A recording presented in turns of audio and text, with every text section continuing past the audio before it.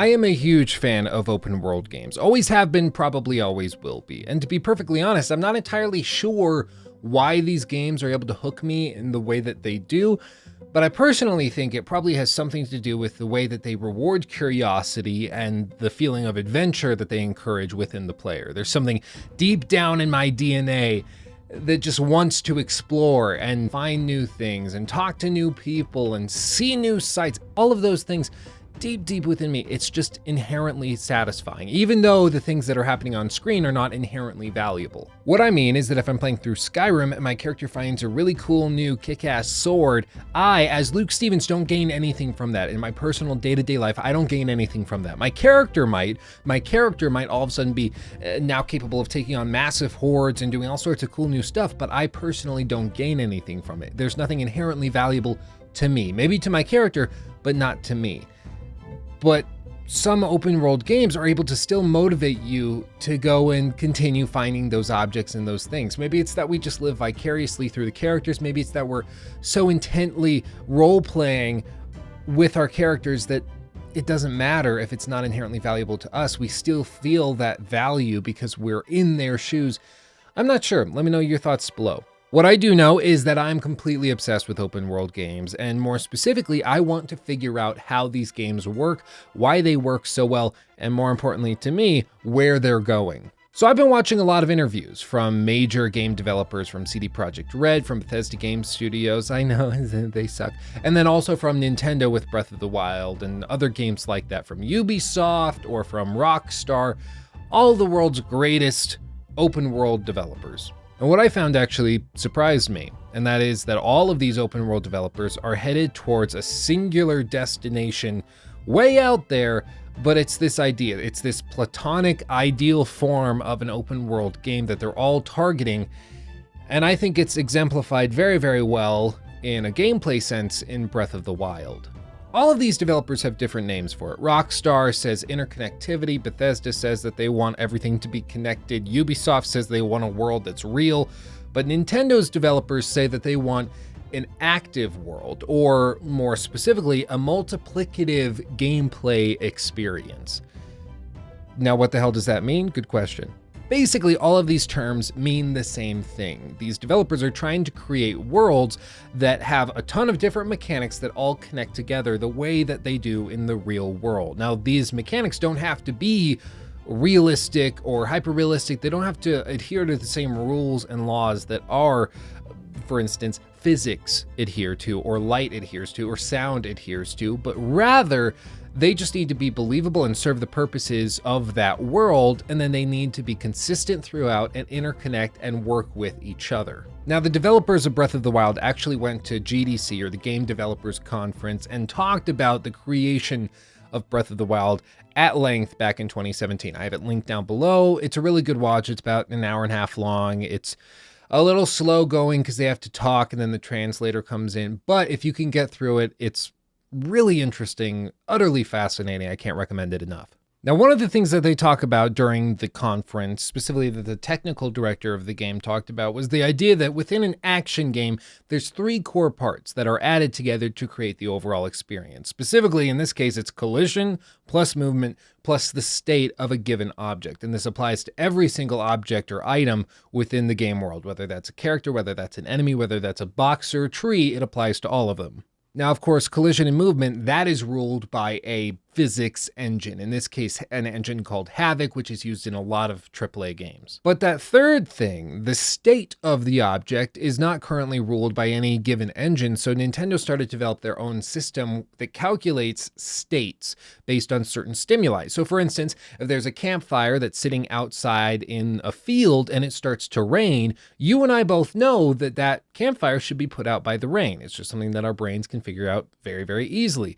But the game doesn't know that inherently. So you have to train the game or teach the game to adhere by these certain rules in order to recreate that experience or that outcome that we know should happen. And so they built an engine that takes certain states and allows them to rank over each other, and then has basically a bunch of if-then statements that rules these different states. So if you have a stick that encounters fire, that fire will change the state of the stick from static into on fire. And then that stick can go, now that it's on fire, can share that state with some other object. So for instance, you take that, you hold it to an enemy. If that enemy doesn't move, that enemy is going to be infected by that state of fire. That's going to add and change their state to on fire. And then that's going to keep carrying around. And then if it starts to rain, that rain is going to come in contact with the fire and then change that state to wet or to damp or to back to static. It's going to change it based on all of these different stimuli that they've taken into account. And so effectively, Nintendo had created a physics engine and a chemistry engine, as they call it in their talk. And I know what you're thinking, what does this have to do with an active gameplay experience or a multiplicative gameplay experience? What does this have to do with anything? But it's actually a key part of all of this. You see, when they were initially concepting the ideas for Breath of the Wild, they decided that they wanted to make a two-dimensional prototype to test all of these ideas before going and implementing them into a massive third-person, open-world, three-dimensional game. It's much easier to test these ideas whether or not they work in a two-dimensional space than to go whole hog in a giant, massive sandbox.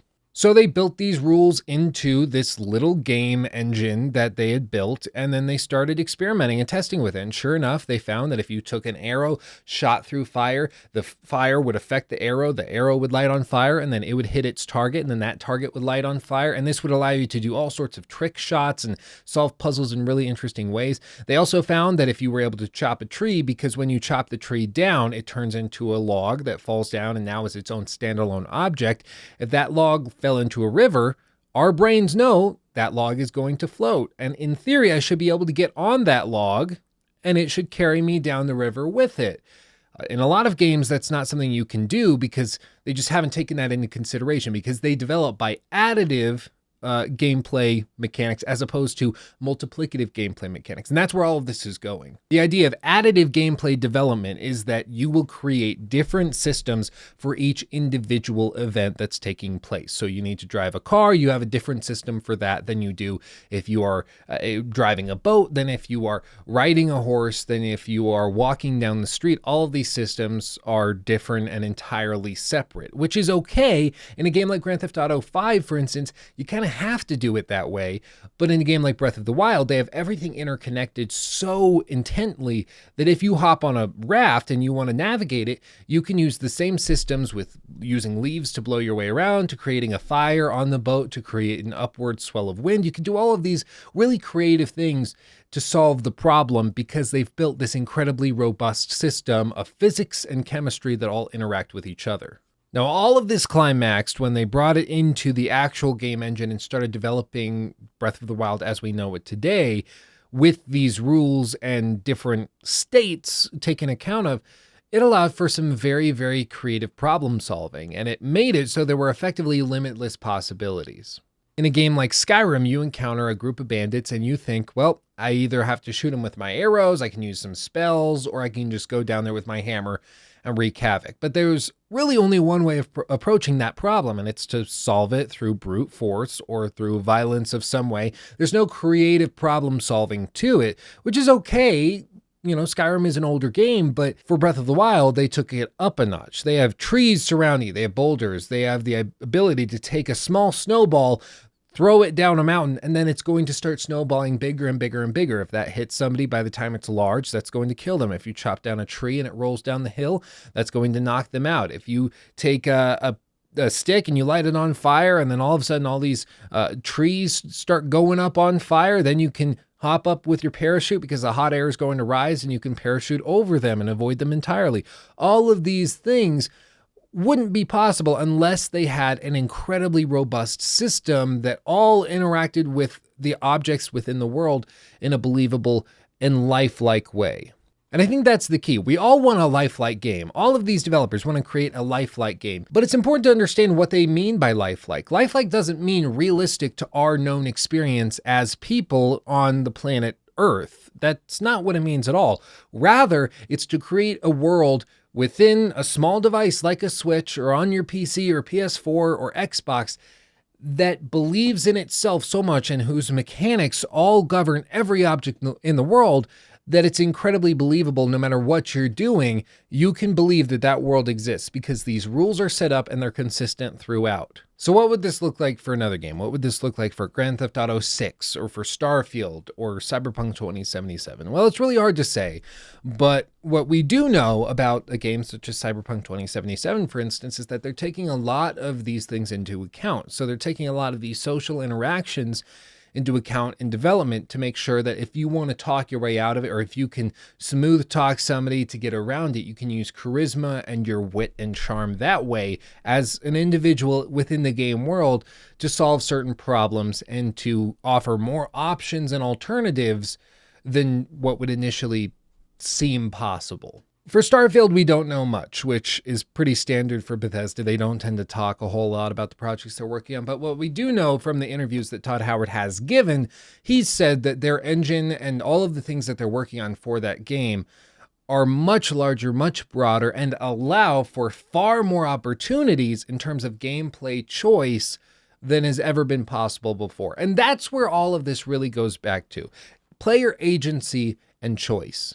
One of the many plethora of reasons that open world games are so fascinating to players is because of the idea of limitless possibilities. When you hop into the world of Red Dead Redemption 2, you know that if you're exploring that world, you're going to find something interesting. And you know that anything could happen as you explore it. That's why these dynamic encounters are so fascinating to so many people, because anything could happen. Check out this link if you want to see a video I made on a couple of incestuous siblings that I encountered while playing through the game myself. But that's Red Dead Redemption 2. That game has a phenomenal world in terms of how it's designed. It echoes all of these same principles, but their narrative doesn't echo it whatsoever. It's incredibly linear, very structured, and most of the quests involve you just riding on horseback and then shooting some guys, riding on horseback some more and shooting some guys. So they haven't figured it out completely. They're working on it and they're getting better, but they haven't figured it out completely. If you look at Breath of the Wild, their gameplay echoes this intently, but the narrative is almost non-existent, which is okay. You know, it was never supposed to be a narrative game, but you get my point. It's still there, but nobody's done it completely. Nobody's applied this design philosophy to both parts, probably because it's incredibly expensive and difficult to do for both. But still, there is an option and an opportunity for somebody to do it with both. And because I'm incredibly hyped and overly excited, my guess is that Cyberpunk 2077 will probably be the first game to do it with both, or at least get close to doing it with both. I'm so freaking excited for that game. I can't even tell you. So yeah, multiplicative gameplay design. The idea that all of these mechanics and systems interact with each other in a believable way that's consistent and thorough throughout. It's something that sounds incredibly simple to do, but is incredibly difficult to do well. And it's something that is still going to take years. Don't expect to see this done perfectly in Cyberpunk, or don't expect this to be done perfectly in Starfield or in the next Grand Theft Auto game. It's going to take a lot of time.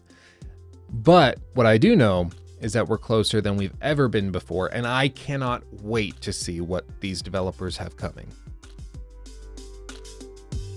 That's all from me. Thank you kindly for watching. I love you all dearly. If you have any thoughts on the video, make sure to leave them down in the comment section below. I will be reading through all of them.